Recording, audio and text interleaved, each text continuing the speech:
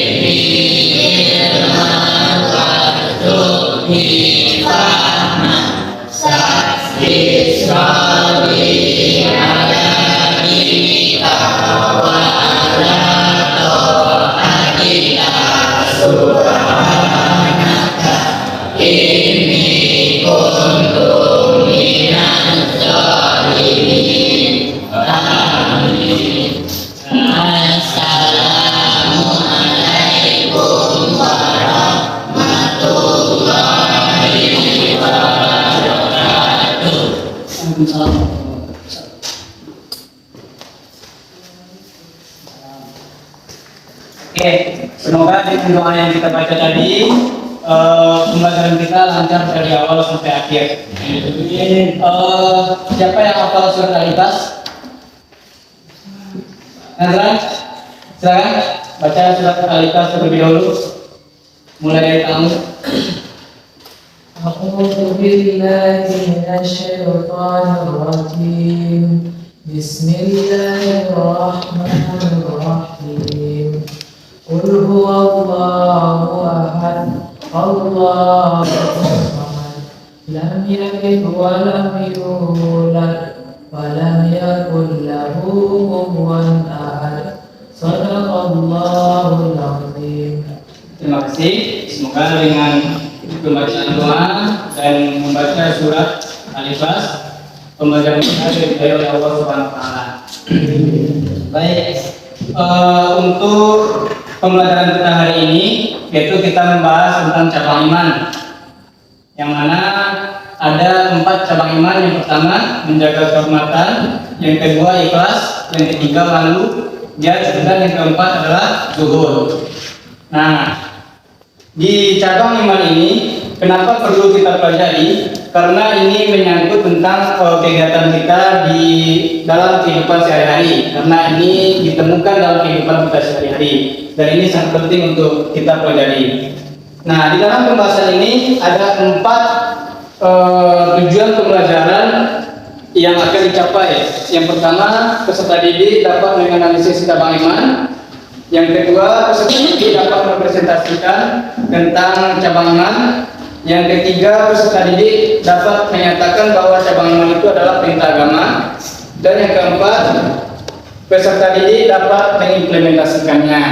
Nah, itu tujuan pembelajaran kita. Bapak akan membagi menjadi 4 kelompok, yang dimana dalam satu kelompok itu 4 sampai 5 orang. Silakan dibagi kelompok 1, kelompok 2, 3 dan 4. Silakan.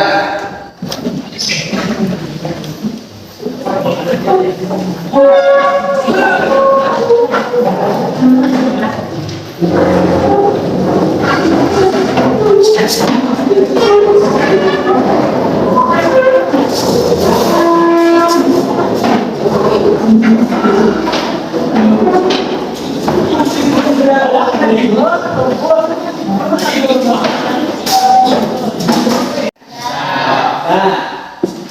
sekarang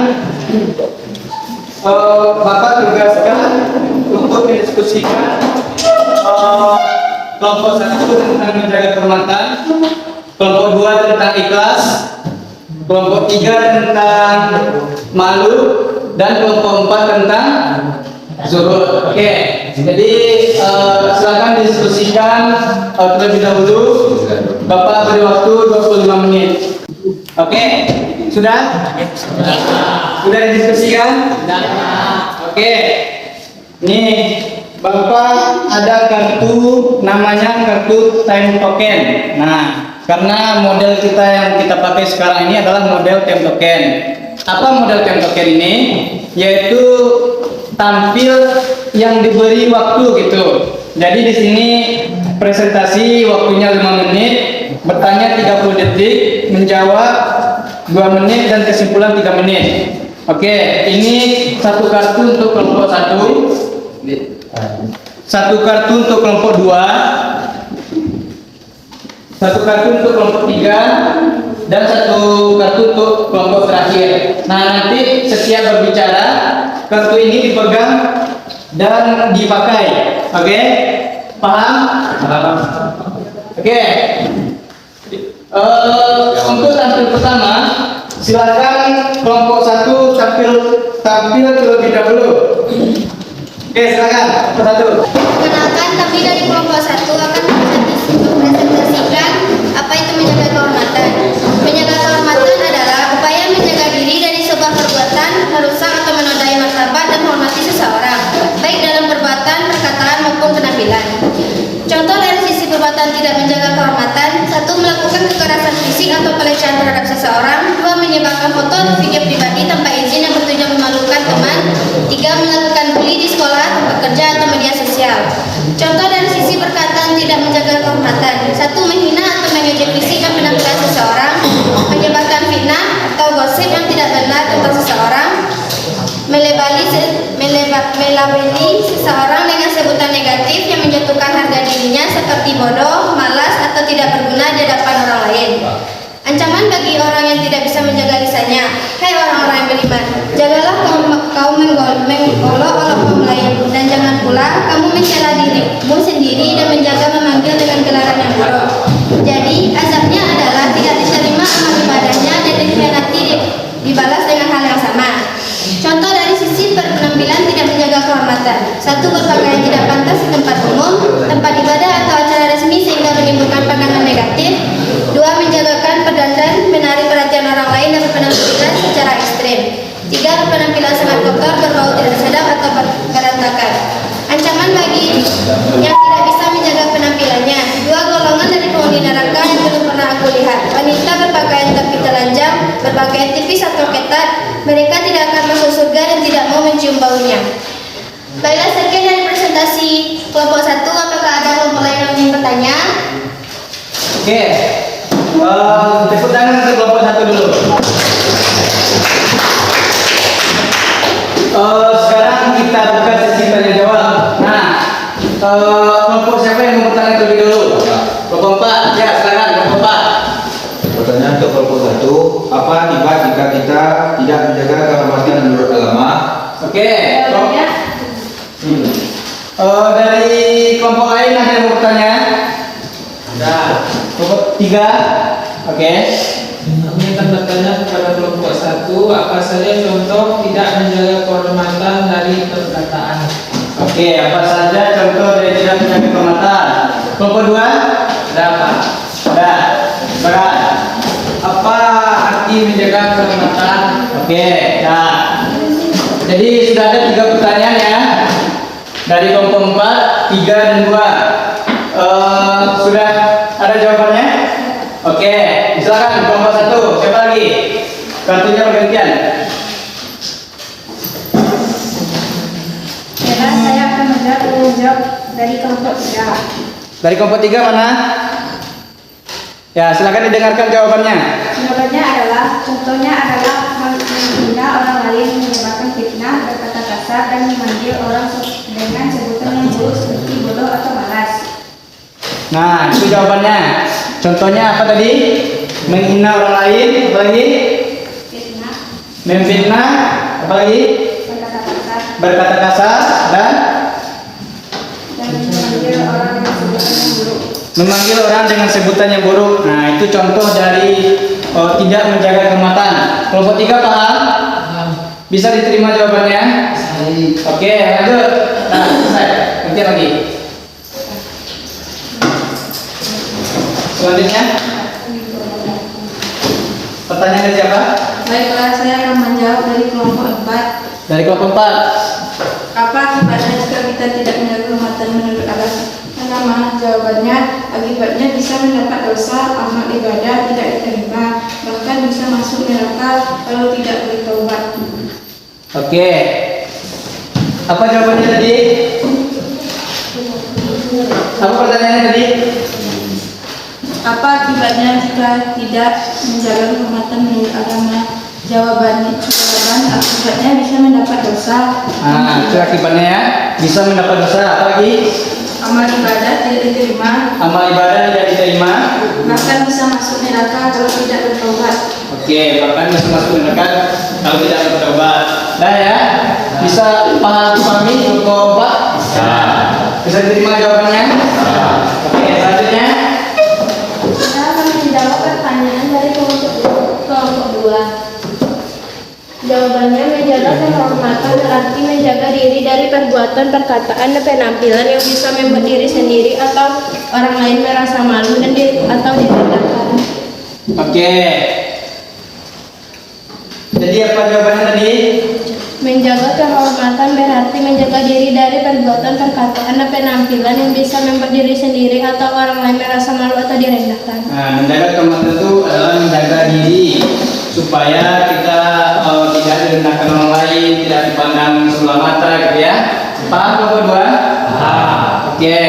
Nah, siapa yang bisa menyimpulkan dari kelompok 2 dari pembahasannya?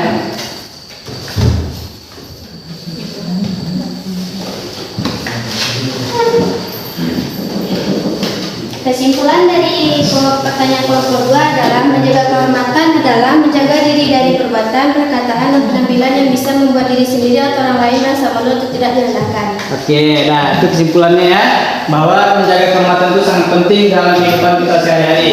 Oke, aplaus untuk kelompok 1 terlebih dahulu. Nah, selanjutnya kelompok 2. Silakan tampilkan materinya.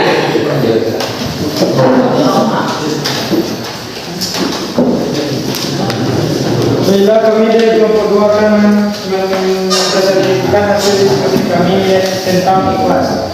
Ikhlas adalah melakukan segala sesuatu dengan tulus, murni, dan hanya karena Allah Subhanahu wa Ta'ala.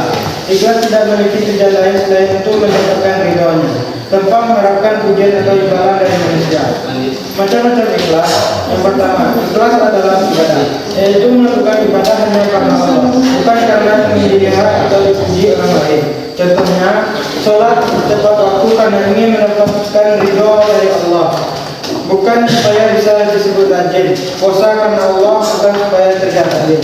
2. Ikhlas dalam belajar atau bekerja, yaitu melakukan aktivitas dunia seperti belajar, bekerja, atau berbisnis dengan niat yang baik dan karena Allah. Contohnya, belajar agar bisa memberi manfaat kepada umat, bekerja untuk menafkahi keluarga dan mencari rezeki yang halal. Yang ketiga, ikhlas dalam memberi atau menolong, yaitu memberi bantuan, sedekah atau pertolongan tanpa pamrih dan tanpa ingin dipuji. Contohnya seperti memberi sumbangan secara diam-diam, menolong teman tanpa berharap balasan atau pujian dari dulu.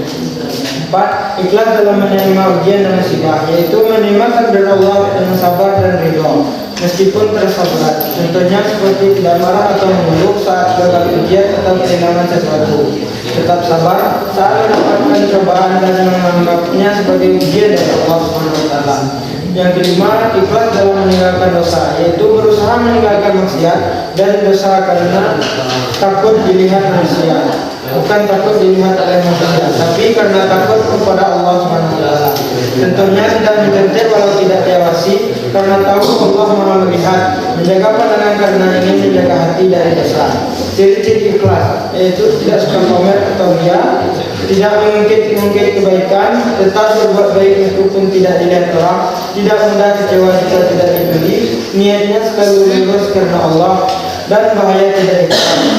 Amal bisa tidak diterima oleh Allah, hanya bisa jatuh dalam ria atau pamer atau sum'ah yang ingin terkenal. Dan yang terakhir hanya dapat pujian dari manusia, tapi tidak dapat pahala dari Allah. Sekian, apakah ada yang ingin bertanya? Oke, masih keempat, silakan berikan pertanyaannya. Siapa dulu? Empat satu. Empat satu. Empat silakan. Ini dari berdebat dengan dalam lomba. Apa bahaya dari tidak ikhlas dalam berbuat kebaikan? Apa bahaya dari perbuatan tidak ikhlas? Oke, pertanyaan dari kelompok 4. Selanjutnya pertanyaan dari kelompok 1. Silakan. Saya akan memberi pertanyaan kepada kelompok 2. Apa itu ikhlas dan mengapa penting dalam beramal? Coba ulang lagi, ngadap sama temannya. Baiklah, saya akan memberi pertanyaan kepada kelompok 2. Apa itu ikhlas dan mengapa penting dalam beramal? Apa itu ikhlas dan mengapa penting dalam beramal? Oke, silakan. Ini kelompok 3 akan bertanya, sebutkan contoh perbuatan yang menunjukkan ikhlas. Nah, contoh perbuatannya. Dah dapat jawabannya? Dah. Oke. Langsung saja kita jawab ya. Baiklah, saya akan menjawab pertanyaan dari kelompok 4. Apa bahaya dari tidak ikhlas dalam berbuat kebaikan? Bahayanya adalah amal tidak diterima oleh Allah, bisa jatuh dalam sifat ria atau pamer, dan hanya mendapat pujian dari manusia tanpa pahala dari Allah. Sekian yang jawaban yang dapat saya sampaikan, bisa dipahami? Bisa. Apa tadi bahayanya? Keempat. Amal tidak diterima oleh Allah. Amal tidak diterima oleh Allah. Artinya kalau kita kira ikhlas, amal tidak diterima oleh Allah. Apalagi Bisa jatuh dalam sifat ria atau pamer. nah tuh, kalau kita tidak ikhlas tuh bisa jatuh dalam sifat ria atau pamer. Apalagi Hanya mendapat pujian dari manusia tanpa pahala dari Allah. nah itu kalau kita tidak ikhlas tuh dari Tuhan mau dapat pujian loh, ya dari manusia. Nah oke, selanjutnya pertanyaan dari siapa lagi? Dari kelompok 1. Dari kelompok 1. Oke, kelompok 1 silakan simak. Pertanyaan dari kelompok 1. Ikhlas adalah melakukan sesuatu dengan tulus dan hanya karena Allah Subhanahu wa taala, tanpa mengharapkan pujian atau imbalan dari manusia. Ikhlas penting karena tanpa ikhlas amal bisa tidak diterima oleh Allah. Sekian jawaban dari kami. Bisa dipahami?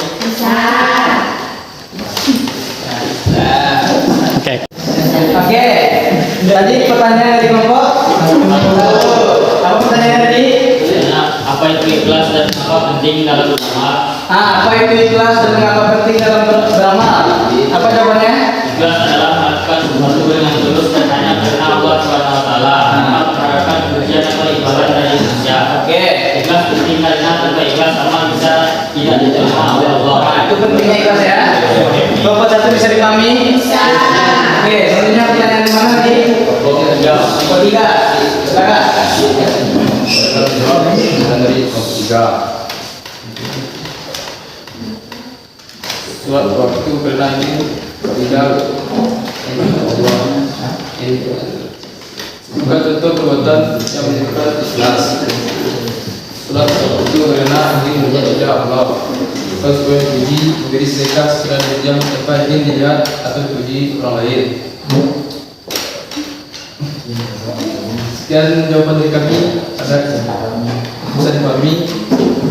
Oke, bagaimana? Kelompok 3? Bisa. Apa yang ditanya tadi? Ulang lagi. Salat waktu. Surat waktu Bibir diserahkan jadi dia. Oke, lanjutkan. Dah, mulai kita. Bersihkan. Coba lagi. Nah, itu ya. Oke, kita beri aplaus untuk kelompok 2. Nah, dari kelompok 2 siapa yang bisa menyimpulkan dari materinya? Ikhlas adalah kunci diterimanya amal. Nah, itu dulu. Nah, baik, saya dari kelompok 2 akan menyimpulkan materi tentang ikhlas. Baiklah, saya kepada dari kelompok 2 akan menyimpulkan hasil diskusi kami tentang ikhlas. Nah, oke. Ikhlas merupakan kunci diterimanya amal. Oke. Tanpa ikhlas, semua kebaikan kita menjadi sia-sia. Mari latih hati kita agar semua yang kita lakukan hanya karena Allah, bukan karena ingin dipuji orang lain.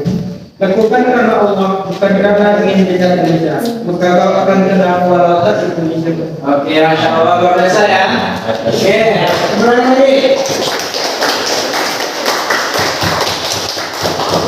Nah, selanjutnya kita beri kesempatan kepada kelompok 3.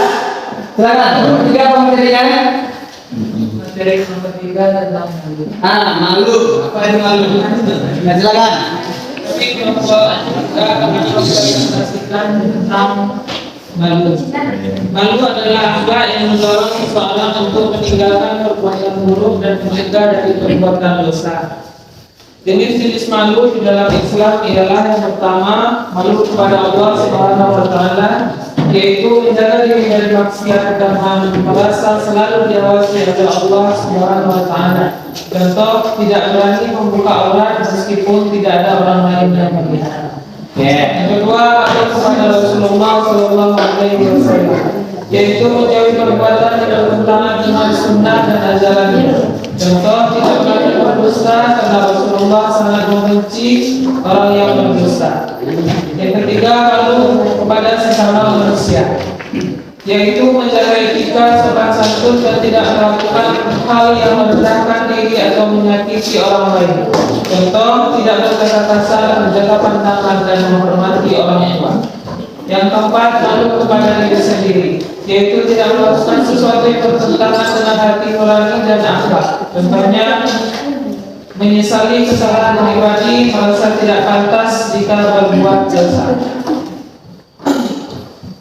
Contoh perilaku malu yang terpuji ialah menundukkan pandangan dari hal-hal yang haram, tidak berani berkata kasar meskipun sedang marah, menolak ajakan maksiat meskipun bersama teman dekat, memakai pakaian sopan karena ingin menjaga kehormatan diri, tidak mengungkap aib sendiri atau aib orang lain.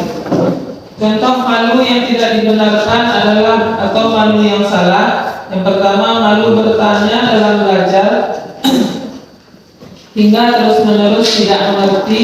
Yang kedua, malu melakukan kebaikan seperti malu memakai jilbab atau salat di tempat umum.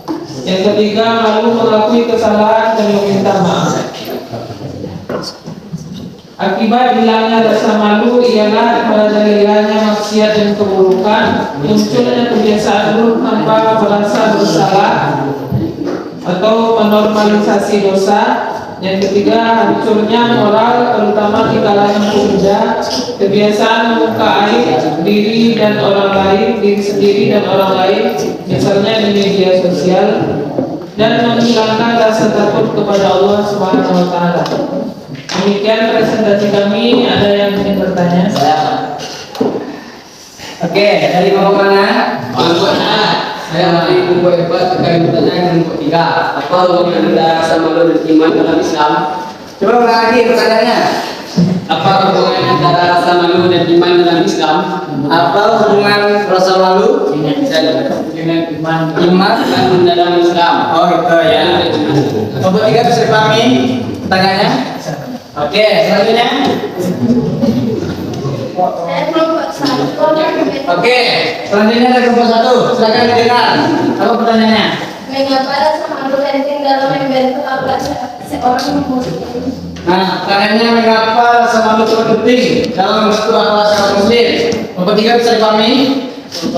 Oke, selanjutnya.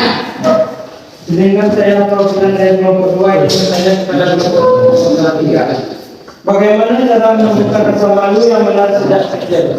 Bagaimana cara? Menemukan rasa malu sejak kecil. Oke, bisa dipahami? Bisa langsung dijawab? Oke, silakan. Gantian lagi. Gantian lagi. Gantian lagi. Dari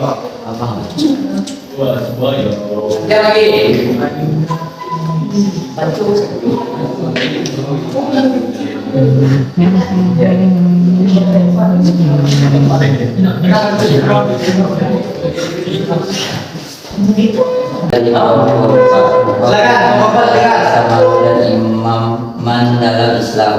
Jawaban: Rasulullah SAW bersabda bahwa malu adalah bagian dari iman. Jika malu hilang, tanda iman juga melemah. Oke, bisa dipahami? Apa tadi? Oke, lanjut. Jawaban dari kelompok berapa lagi? Kelompok 1. Silakan. Baik, saya akan menjawab jawaban dari kelompok 1. Mengapa rasa malu penting dalam membentuk akhlak seorang muslim? Jawaban, karena rasa malu mendorong kita untuk berbuat baik, menjaga diri dari dosa dan memperkuat iman. Nah, ya, itu penting dalam kehidupan kita. Kelompok 1 bisa diterima jawabannya? Oke, selanjutnya. Saya akan menjawab pertanyaan dari kelompok. Bagaimana cara menumbuhkan rasa malu yang benar sejak kecil? Jawabannya ialah dengan membiasakan anak juga ke Allah, berkata sopan dan mencontoh perilaku yang sesuai dengan ajaran Islam. Oke, itu jawaban untuk kelompok 3 ya, kelompok 2 ya. Nah, selanjutnya luar biasa ya, kelompok 3. Nah, apa kesimpulan dari materi kelompok 3 ini? Silakan. Nantian lagi. Ayo. Siapa namanya? Ayu. Ayu. Silakan Bayu. Pilih Bayu.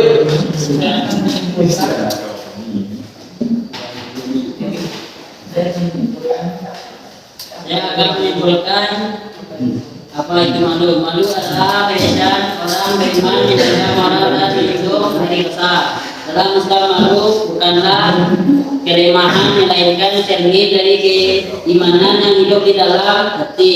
Namun malu harus ditempatkan pada tempatnya. Malu berbuat dosa, bukan malu berbuat baik. Nah, siapa terasa malu? Oke. Apa seluruh untuk kelompok 3? Nah, kita tiga topik yang kita bahas. Yang pertama menjaga kehormatan, yang kedua ikhlas, yang ketiga malu, dan yang terakhir tentang zuhud. Nah, silakan kelompok lain diperhatikan juga temannya. Itu kelompok 4 akan menjelaskan tentang materi zuhud. Silakan. Assalamualaikum warahmatullahi wabarakatuh.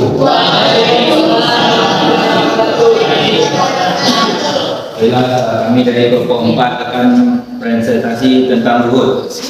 Zuhud adalah meninggalkan kemewahan duniawi dengan mengharap kebahagiaan akhirat untuk memperoleh ridha Allah Subhanahu wa taala. Keutamaan zuhud adalah memiliki posisi paling utama setelah bertakwa kepada Allah Subhanahu wa taala. Pasalnya, zuhud menjadikan seorang mencintai Allah dengan segenap hatinya. Adapun tanda sifat zuhud pada manusia adalah tidak adanya rasa tamak pada harta orang lain dan justru suka memberi kepada orang lain. Ciri-ciri orang zuhud: 1. Hidup sederhana, tidak berlebihan dalam harta, makanan atau pakaian. 2. Tidak tergantung pada dunia, tetapi bekerja dan berusaha. 3. Ikhlas beramal, tidak mencari pujian atau imbalan duniawi. 4. Lebih mengutamakan akhirat, selalu ingat kematian dan beramal untuk kehidupan setelahnya. 5. Tenang dan sabar meskipun kehilangan harta atau kesempatan duniawi. Contoh perilaku zuhud yang dapat diterapkan di kehidupan sehari-hari sebagai berikut. Yang pertama, bersyukur atas setiap nikmat yang diberikan Allah Subhanahu wa taala. Yang kedua, mencukupkan diri pada harta yang dimiliki.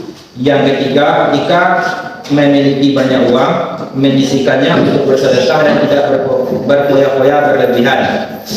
Keempat, sederhana dalam berpenampilan, baik dari segi tempat tinggal maupun pakaian. Contoh tokoh zuhud dalam Islam adalah Nabi Muhammad SAW, Abu Bakar Siddiq, Umar bin Khattab, dan Hasan al-Basri. Manfaat zuhud: mendapat cinta Allah dan manusia, menumbuhkan ketenangan dari hati dan batin, terhindar dari sifat lemah dan rakus, menjadi pribadi yang ikhlas dan rendah hati, membentuk kepribadian yang tangguh dalam menghadapi ujian duniawi. Sekian, terima kasih. Oke, itu presentasi dari kelompok 4. Nah, sekarang silakan yang mau bertanya. Oke, kelompok 1. Baik, kami kelompok 1 akan memberi pertanyaan kepada kelompok 4. Kelompok 4, silakan dengar. Mengapa zuhud tidak berarti meninggalkan dunia sepenuhnya? Bisa dipahami pertanyaannya? Bisa. Oke, siapa lagi yang mau bertanya? Kelompok 2. Oke, bagaimana tadi? Kelompok 2. Oke, silakan mau pertanyaan lagi. Bagaimana hubungan antara zuhud dan ketenangan batin? Bagaimana hubungan antara zuhud dan ketenangan batin? Oke, siapa lagi? Mau bertanya? Saya Bramil Kelompok 3 akan bertanya kepada kelompok 4, apa perbedaan antara zuhud dan hidup miskin? Terima kasih. Apa perbedaan zuhud dengan Hidup miskin. hidup miskin? Bapak-bapak bisa dipahami pertanyaan teman-temannya? Bisa. Bisa langsung dijawab? Bisa. Luar biasa ya. Oke, silakan langsung dijawab. Baiklah, saya akan menjawab pertanyaan dari kelompok 1. Mengapa zuhud tidak berarti meninggalkan dunia sepenuhnya? Jawabannya yaitu karena Islam mengajarkan keseimbangan. Zuhud adalah tidak cinta berlebihan pada dunia, bukan meninggalkannya. Seorang muslim tetap boleh kaya dan sukses asalkan tidak lalai dari Allah dan akhirat. Apakah bisa diterima oleh kelompok 1? Bisa. Paham? Oke. Selanjutnya. Saya akan jawab dari khutbah. Bagaimana hubungan antara zuhud dengan ketenangan batin? Jawabannya, orang yang tersebut tidak tertentu pada harta dunia, sehingga hatinya lebih tenang dan tidak bisa kita bencana. Oke, apa tadi jawabannya? Orang yang tersebut tidak tertentu pada harta dunia, Nah, yang zuhud tidak tergantung pada harta di dunia. hatinya lebih tenang dan tidak bisa kita kehilangan. Oke, artinya lebih tenang ketika bisa kita kehilangan. Saya ulangi, Bapak. Bisa. Sudah bisa mengenalkan sikap zuhud? Sudah. Ya, belajar ya. Oke. Selanjutnya, dengan dari kelompok lagi. 3, silakan. Ya, aku jawab pertanyaan dari kelompok 3. Kelompok 3 yang mana? Di belakang. Silakan. Bagaimana? Zuhud adalah pilihan yang sadar untuk hidup sederhana, yang tidak sedikit seorang mampu hidup. Sedangkan miskin adalah keadaan kekurangan serta dan belum tentu sertai kesadaran spiritual. Maka mengerti? Bisa dipahami? Ya. Apa zuhud? Oke, luar biasa ya. Selanjutnya kesimpulan dulu. Kesimpulan, silakan sebutkan tentang materi zuhud. Kesimpulan dari materi zuhud.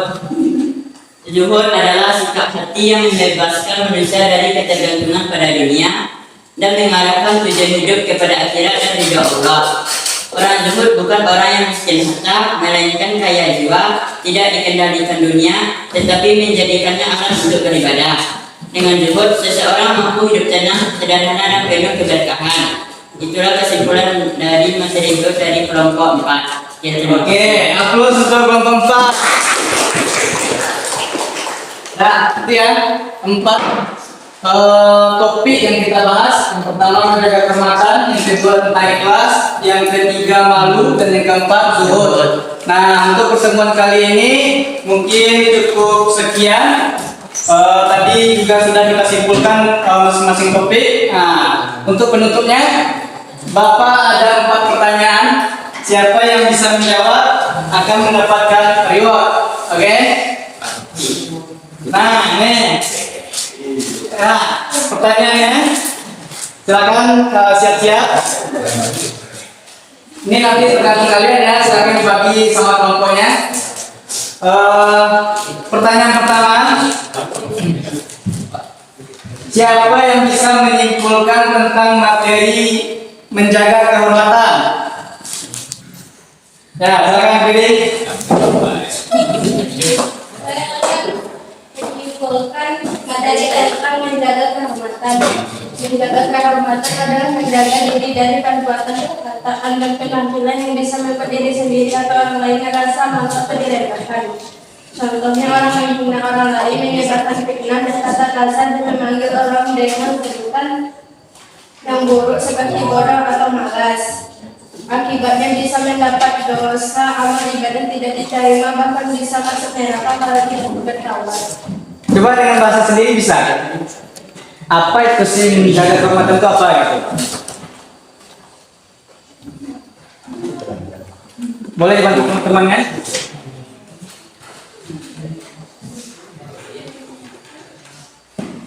Nah, sebutkan satu contoh saja. Satu contoh menjaga kehormatan. Oke, tidak berbuat zina, Tidak berpacaran. tidak berpacaran. Oke, dah ya. Oke, langsung untuk kelompok 1. Ya. Pertanyaan kedua. Ada. Ini Bapak. Ada. Pertanyaan kelompok 2. Yang kedua. Nah, silakan siap-siap ya. Apa contoh dari perbuatan ikhlas? Ya, silakan. Yang mungkin ikhlas untuk setiap barang yang telah hilang atau tidak ditemukan. Contoh yang lain. Kita ikhlas nih. Kita kan sering nih di kehidupan sehari-hari. Ikhlas terhadap kepergian orang yang kita sayang. Oke, jadi satu lagi. Ada orang yang saya Dua. Siapa lagi? Ada pertanyaan? Oke, contoh lain apa lagi? Yang lebih dekat.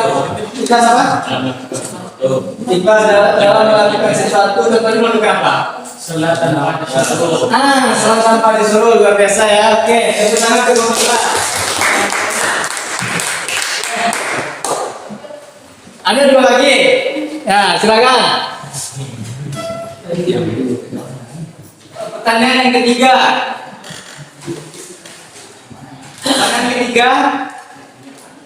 Tentang apa kira-kira? Ya, tentang zuhud lah. Tentang zuhud, pertanyaannya siapa saja contoh zuhud yang bisa kita jadikan tauladan? Nabi Muhammad, Abu Bakar Siddiq, Hasan Asbari. Nah, kenapa Nabi Muhammad bisa dijadikan contoh zuhud? Karena beliau hidupnya sederhana. Hidup sederhana, luar biasa. Contohnya Nabi Muhammad hidup sederhana, maksudnya Berpakaian tidak berlebihan. oke. Kalau Abu Bakar, Abu Bakar menyumbangkan seluruh hartanya untuk rakyat miskin. oke, Masya Allah, luar biasa ya. Oke, sudah untuk oke, satu lagi. Untuk yang pertanyaan terakhir tentang malu. Tentang malu pertanyaannya ya. Apa contoh perbuatan malu yang marak sekarang? Misalnya banyak yang dilakukan seorang itu yang bertolak belakang dengan perbuatan malu itu. Bapak Tiga bisa menjawab tentang malu. Contoh di kehidupan sekarang. Ya, contohnya malu dalam berpakaian. Ya, silakan. Yang pertama berpakaian dengan tidak sopan. Dengan tidak sopan, apa lagi? Tidak. Ada yang bisa contoh dari malu? Nyodok malu gitu, tidak tahu di malu nyodok kita. Hah? Berjoget-joget di TikTok gitu. Bisa nggak? Apa lagi? Berkata tidak sopan. Nah, gitu. Nah, tadi apa jawabannya? Berpakaian. Tidak malu berpakaian sopan. Ingat. Nah, bagus ya. Kita lihat dulu kelompok 3. Oke, pertahan dulu. Nah, itu materi kita ini. Seperti bagaimana tanggapan Anda semua tentang pembelajaran hari ini? Oke, sangat menyenangkan ya. Semoga dengan pertemuan yang singkat kita ini bisa ada pelajaran yang kita ambil dan Anda semua bisa menerapkannya dalam kehidupan sehari-hari. Itu saja. Bapak tutup dengan Assalamualaikum warahmatullahi wabarakatuh.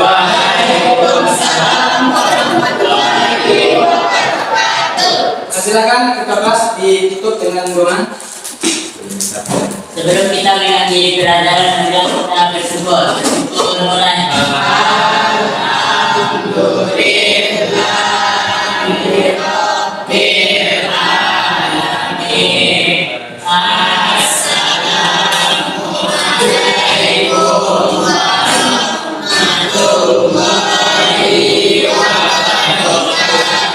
Waalaikumsalam warahmatullahi wabarakatuh. Silakan Mas.